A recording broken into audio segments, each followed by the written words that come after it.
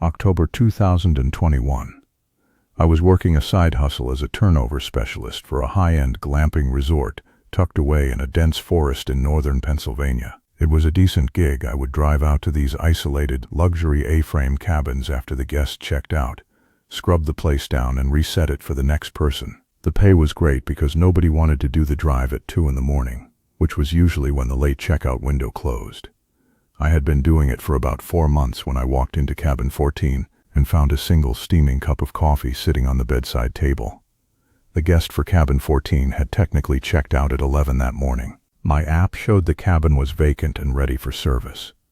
I stood in the doorway, my cleaning supplies heavy in my hands, staring at the vapor rising from that ceramic mug. It was impossible. The heat from the coffee meant it had been poured within the last 10 minutes. I called out a hello, my voice sounding thin against the backdrop of the wind hitting the cedar siding. No answer. No answer. No. I told myself it was probably just a maintenance worker, or maybe a manager who had stopped in for a break, even though we were strictly forbidden from using guest facilities. I set my bucket down and walked over to the mug. It wasn't resort coffee. We provided specific organic pods for the Keurig machines. This smelled like cheap, burnt gas station coffee. And next to the mug was a small, handwritten note on a yellow sticky pad. It just said, "You missed the window tracks last time. I did them for you." My stomach did a slow, sickening roll. I had cleaned this exact cabin 2 weeks prior. I remember being tired that night and skipping the deep clean on the sliding glass door tracks. I hadn't told anyone. I hadn't even noted it in my log. I looked down at the tracks of the massive floor-to-ceiling windows that looked out into the black woods. They were spotless, gleaming in the moonlight. I pulled out my phone to call my supervisor, but out there in the valley, the reception was a joke. I had to walk at least 50 yards up the gravel path toward the main gate to get even 1 bar of service. I looked at the dark woods, then back at the coffee. Someone was watching me work. Not just tonight, but for weeks. I decided to just finish the job as fast as possible and get out. I didn't want to lose the contract by reporting a feeling and being wrong. I started in the bathroom, scrubbing the tiles with a frantic energy. Every time the wind made the cabin creak, I jumped. I kept thinking about that note. I did them for you. It felt like a sick form of intimacy. About 20 minutes into the cleaning, I went to the small utility closet to grab a fresh roll of trash liners. When I opened the door, I realized the floor of the closet was wet.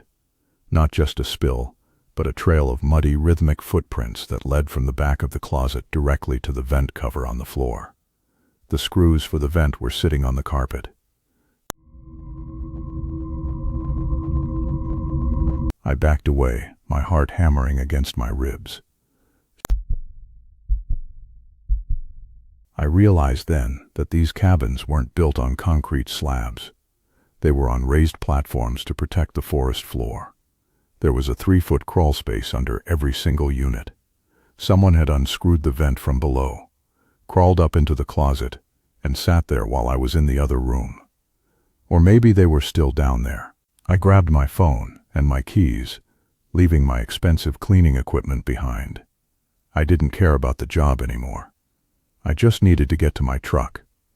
I burst out the front door and onto the gravel. The rain had started to come down, a cold, needle-like drizzle that blurred my vision.